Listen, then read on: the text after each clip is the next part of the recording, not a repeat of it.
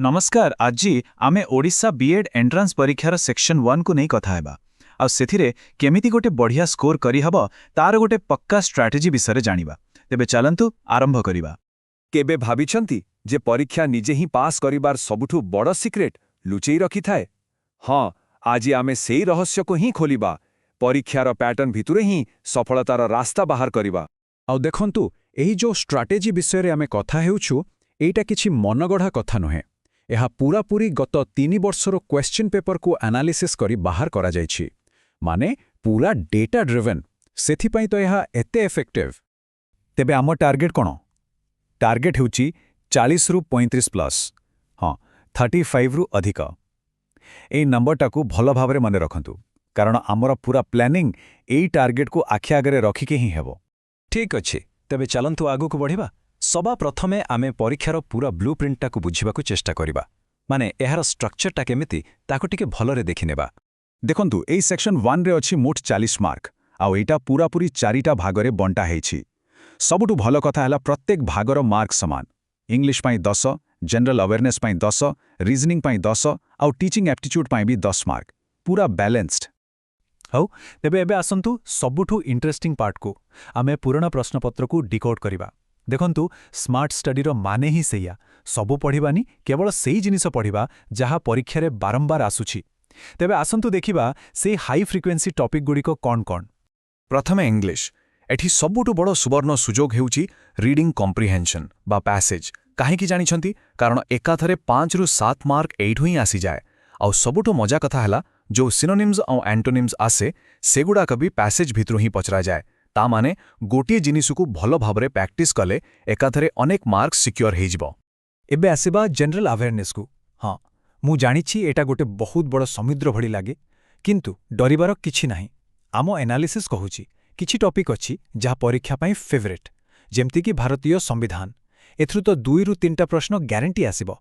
ता सांगकु educational committee आउ everyday science, बस एतिकी ऊपर फोकस कले अधा काम सरीगला। आउ रीजनिंग एटा तो सबुठु प्रेडिक्टेबल सेक्शन। एठी सबुबेले सेई 10-12टा टॉपिक रु ही प्रश्न घुरी बुलु थाए। Alphabet series, coding decoding, blood relation एगुडा का होची मस्ट डू टॉपिक। टिक्के प्रैक्टिस करे देले एथिरे पूरा मार्क रखिबा बहुत सहज। तो ए सबु एनालिसिस रु आमे जहा सबु जानिले ताकू ने एबे गोटे एक्शन प्लान तैयारी करिबा। एकदम सीधा सरल आउ पावरफुल प्लान जहा हमकु सीधा 35 प्लस स्कोर पाखरे पहुंचेबो।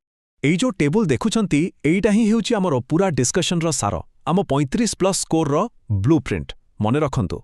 इंग्लिश पाई केवल पैसेज, जनरल अवेयरनेस पाई संविधान आउ एजुकेशनल कमिटी, रीजनिंग पाई सीरीज ओ कोडिंग डिकोडिंग आउ टीचिंग एप्टीट्यूड पाई शिशु केंद्रिक चिंताधारा। बस एतिकी ऊपर फोकस कले काम होई गला।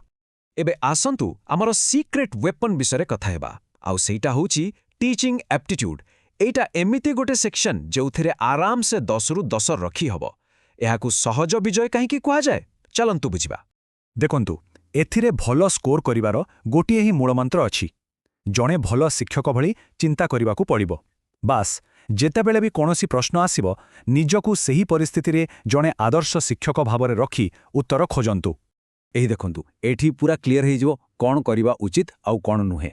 सबुबेले मने रखंतु उत्तरटा पिलांको हितरे हेबा दरकार, तांको सुजोग देबा कथा कहिबा दरकार। आउ जोंठी भी दंड पाटितुंड किंबा कोनोसी नेगेटिव कथा थिबो से ऑप्शनटाकू सीधा काटी दियंतु। सेटा केबे भी उत्तर हेई पारिबो नाही। आउ गोटे बहुत गुरुत्वपूर्ण शब्द हेउची फैसिलिटेटर। आजिकालीर शिक्षक केवल जणे लेक्चर देबार लोक नुहंती, से हेउछंती जणे फैसिलिटेटर।